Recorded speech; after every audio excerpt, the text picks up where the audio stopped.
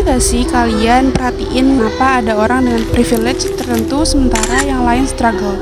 Kita akan bedah dua konsep fundamental, yaitu diferensiasi dan stratifikasi sosial. It's time to level up our sociological understanding. Assalamualaikum, halo, what's up guys, welcome to my YouTube channel. Aku Maulidia Zeko Flansani dengan NIM 12405041040050 dari kelas 3B Program Studi Manajemen Dakwah dengan dosen pengampu Bapak Abdul Hafiz SOS MA. Dan ini adalah final project untuk UAS pengantar sosiologi. Oke, kita mulai dari the core concept. So, what exactly are diferensiasi dan stratifikasi sosial? Diferensiasi sendiri itu simply berarti perbedaan. Diferensiasi sosial atau social differentiation adalah perbedaan individu atau kelompok dalam masyarakat tanpa adanya penilaian hierarki atau tingkatan. Menurut Surjono Sukanto, diferensiasi sosial adalah bentuk perbedaan posisi atau seseorang atau kelompok secara horizontal. Perbedaan yang tidak bertingkat atau non-hierarkikal. Semua ada pada di level yang sama, equal in value. Hanya berbeda dalam peran dan fungsi. Contohnya perbedaan ras, etnis, agama, dan profesi. Ada yang secara sosial dianggap lebih tinggi dari yang lain atau secara nilai dasar. Nah, sebaliknya, stratifikasi sosial adalah penggolongan atau pengelompokan masyarakat secara vertikal atau hierarkikal. Menurut sosiolog Pitirim A. Sorkin, dalam bukunya Social Mobility mendefinisikan stratifikasi sebagai pembedaan penduduk atau masyarakat ke dalam kelas-kelas secara bertingkat. It's about layers and ranking. Jadi intinya masyarakat disusun seperti piramida dengan lapisan atas atau upper class, tengah atau middle class, dan bawah lower class. Pembedaan ini berdasarkan wealth, power, and prestige. Faktor yang mempengaruhi terjadinya diferensiasi dan stratifikasi. Now, why do these differences and hierarchies exist? Faktor-faktor yang mempengaruhi diferensi sosial meliputi: yang pertama, ada perbedaan biologis atau biological difference, seperti usia dan jenis kelamin. Yang kedua, ada perbedaan budaya atau cultural differences, seperti adat dan tradisi.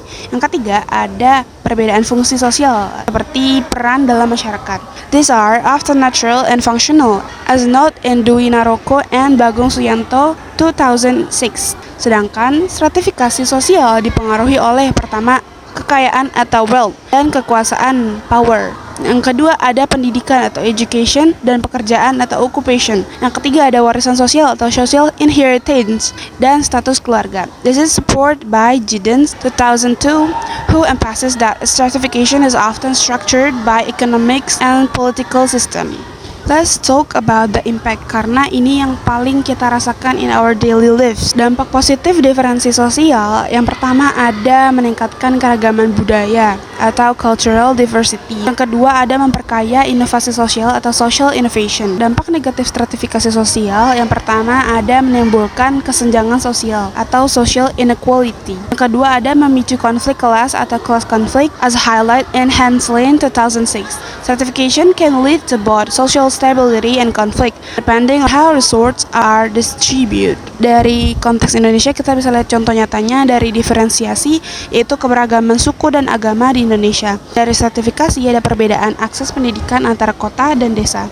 This effect was Setiadi and Kolib discuss about social stratification in developing societies. Atau contoh nyata lainnya itu kita ambil dari akses kesehatan.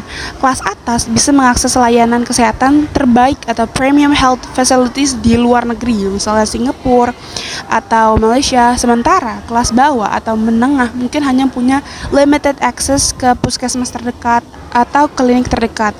Kesenjangan ini menunjukkan the harsh reality dari stratifikasi berbasis ekonomi.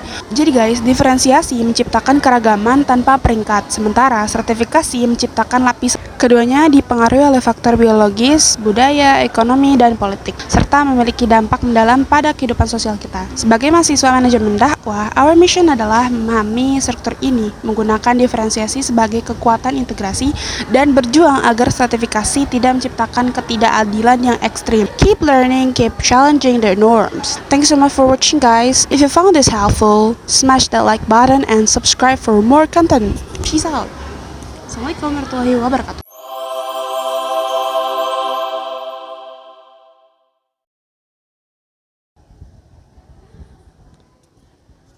Cek cek.